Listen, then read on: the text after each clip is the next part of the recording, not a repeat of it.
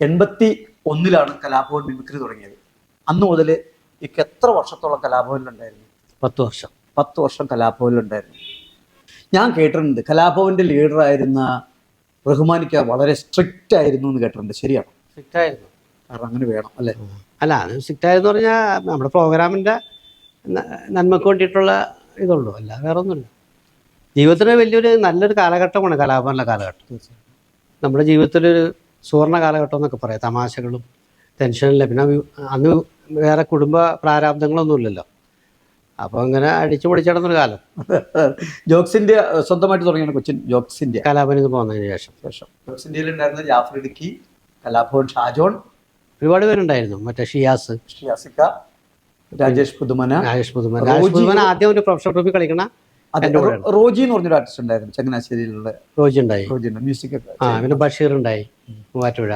അന്ന് ഞങ്ങളുടെ മിമിക്രിയിൽ, അതായത് മിമിക്രിക്കാരുടെ ഇതില് റഹ്മാനിക്കാണ് ബിസിനസ് ചെയ്യുന്നത്. ഒരു ഹോട്ടൽ നമ്മുടെ എറണാകുളം ട്രാൻസ്പോർട്ട്. നമ്മളിപ്പോ നല്ലൊരു മൂഡിലാണ് ഇപ്പൊ ഇന്റർവ്യൂ പോകണം. അപ്പൊ ഹോട്ടൽ വേണ്ട, വെറുതെ നഷ്ടങ്ങളുടെ കഥ പറയാനുള്ളൂ. ഒരുപാട് നാളത്തെ പരിശ്രമത്തിന് ശേഷമാണ് നമുക്ക് Sangeetha Nataka academy mimics parade എന്ന് പറഞ്ഞ കലാരൂപത്തെ അംഗീകരിച്ചത്. എന്ത് തോന്നുന്നു? ഭയങ്കര സന്തോഷം തോന്നുന്നു. നേരത്തെ അംഗീകരിക്കണമായിരുന്നു. നമ്മളെ ഏറ്റവും വലിയ ജനകീയ കല മിമിക്രിയാണ്. എന്തുകൊണ്ട് അങ്ങനെ പറയണത്? ഏറ്റവും വലിയ ജനകീയ കല എന്ന് പറയുന്ന സിനിമയാണ്. ഈ സിനിമയിൽ ഇപ്പൊ നിൽക്കുന്ന ആരാണ്? ഭൂരിഭാഗം പേരും മിമിക്രി ആർട്ടിസ്റ്റുകളാണ്. പക്ഷെ പലരും പറയുമോ മിമിക്രിയോട് ചെറിയൊരു പുച്ഛം പോലെ കാണിക്കാറുണ്ട്. അല്ല, അത് കാണിക്കേണ്ട ആവശ്യമില്ല. എന്താ ഇപ്പൊ നാടകക്കാരെ കളിയാക്കില്ല ആൾക്കാർ, വിലപ്പെടുത്തോണം. നാടകത്തിൽ നിന്ന് വന്നിട്ട് ഇവിടെ അത്ഭുതം കാണിച്ച നടന്മാരില്ല നമുക്ക് ഇവിടെ എത്രയും പേര്. തീർച്ചയായിട്ടും ഒന്നും മോശമല്ല, എല്ലാം നല്ല കലാരൂപങ്ങളാണ്. മിമിക്രി ഒരിക്കലും മോശമായിട്ട് പറയാൻ പറ്റില്ല. മോശമായിട്ട് പറയുന്നുണ്ടെങ്കിൽ അത് വിവരമില്ലായ്മ കൊണ്ടാണ് ഞാൻ പറയുള്ളൂ. ഈ മിമിക്രി എന്ന കലാരൂപത്തെ ന്യൂ ജനറേഷന് വേണ്ടി നമ്മുടെ കൂട്ടത്തിൽ നിന്നും മിമിക്രി കലാകാരന്മാരുടെ എത്ര കലാകാരന്മാരുണ്ട്? അത് നമ്മുടെ കൂട്ടത്തിൽ എന്ന് പറയുമ്പോൾ തന്നെ ഒരു മനസ്സുകൊണ്ട്. കാരണം നമ്മുടെ ഒരു ഇതാണ് മിമിക്രി, അല്ലേ? എന്റെ മനോജിന്റെ, നമ്മുടെയൊക്കെ പ്രിയപ്പെട്ടവരുടെ എല്ലാം ഒരുപാട് പേരുണ്ട് സിനിമയിൽ. രാജീവ് കുമാർ മിമിക്രി ആർട്ടിസ്റ്റായിരുന്നു, എന്റെയൊക്കെ സമകാലികന. തുടക്കം തൊട്ട് ഇവിടെ പറയും മമ്മൂക്ക എന്നെ മിമിക്രി കാണിച്ചിട്ടുണ്ട്. അൻസാന ചേട്ടൻ, ഷർഫൊക്കെ ആയിട്ട് മിമിക്രി കാണിച്ചിട്ടുണ്ട്. വേണിച്ചേട്ടൻ, നെടുമുടി വേണിച്ചേട്ടൻ എന്താ നമ്മൾ കണ്ട ഏറ്റവും വലിയ നടന്മാരിൽ ഒരാളല്ലേ? പിന്നെ തീർച്ചയായിട്ടും കൊച്ചിൻ അനീഫിക്ക, അഷ്റഫ്, ആലപ്പി അഷ്റഫ്. പിന്നെ പരേഡിൽ കലാഭവനിൽ വന്ന എത്രയും പേര്, ദീഖലാല്, അൻസാറ്, പിന്നെ സൈനുദ്ദീൻ, എണ്ണപ്പർഗീസ്, ജയറാം, ദിലീപ്, ഹരിശ്രീ അശോകൻ. അങ്ങനെ എടുത്ത പിന്നെ അബി, ബെന്നിപ്പി നായരമ്പലം കലാഭവനിൽ അത് വെന്നി പറഞ്ഞപ്പോഴേ ഞാൻ അറിയണം. പിന്നെ അടുത്തൊരിക്കൽ പറഞ്ഞ് റഹ്മാനെ എന്നെ ഇന്റർവ്യൂ എടുത്തെന്ന് പറഞ്ഞു കലാഭവനിൽ. ഞാൻ ഓർക്കണില്ല. അപ്പൊ എന്നെ പറഞ്ഞ ഞാനൊരു സ്ക്രിപ്റ്റ് പോലെ എഴുതിയൊക്കെ കൊണ്ടുവന്നേ. അപ്പൊ റഹ്മാൻ എടുത്ത് ചോദിച്ചു, താനെ എഴുതിയ തന്നെയാണോ എന്ന് ചോദിച്ചത്. ഞാൻ ഓർക്കണില്ല.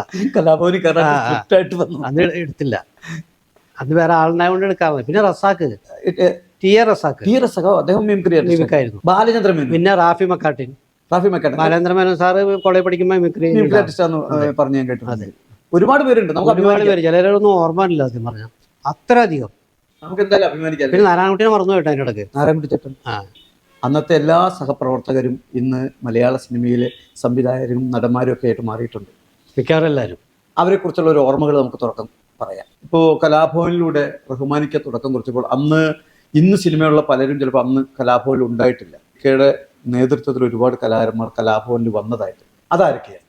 എൻ്റെ നേതൃത്വത്തിലൊന്നുമില്ല, ഞാൻ നിമിത്തമായിരുന്നുള്ളൂ. ഞാൻ കലാഭവനിൽ ഇൻട്രൊഡ്യൂസ് ചെയ്യുന്നുള്ളൂ. പിന്നെ ജയറാമിനെ വിളിച്ചുകൊണ്ട് തന്നെ ഞാനാണ്. ജയറാം, ദിലീപേട്ടൻ, പിന്നെ ആവേലച്ചനടുത്ത് ഞാൻ വിളിച്ചുകൊണ്ടാണ് ജാഫർ കലാഭവനിൽ വരുന്നത്. ഷാജോൺ എനിക്ക് ജോക്സ് ഇന്ത്യ എന്ന് പറഞ്ഞ കലാഭവനിൽ ഞാൻ പോന്നിട്ട് ജോക്സ് ഇന്ത്യ എന്നുള്ള ട്രൂപ്പ് ഉണ്ടായിരുന്നു എനിക്ക്. ഞാൻ ജോക്സ് ഇന്ത്യയുടെ എറണാകുളത്തോട്ട് ആദ്യം ഞാൻ അവനെ കൊണ്ടുവന്നെ ഷാജോണ്. ജയറാമേട്ടനെ കണ്ടുമുട്ടുന്ന എവിടെ വെച്ചാൽ? ജയറാമിൻ്റെ ബ്രദർ യു സി കോളേജിൽ ഞാൻ പഠിക്കുമ്പോൾ എൻ്റെ സീനിയറായിട്ട് പഠിച്ചത് വെങ്കിടിന്ന് വിളിക്കണം അവനെ, വെങ്കട്ടരാമൻ.